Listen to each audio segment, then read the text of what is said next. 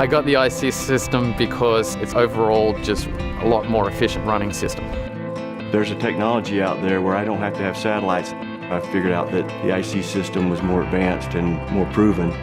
With my previous system, you didn't realize you had a problem until it's too late. You can do real-time changes. We're able to send a signal and within seconds can get a full relay back our 1200 heads. It's easy to use, it's easy to teach people to use, but you can also be extremely meticulous. We're thinking ahead. We put the 2-wire in.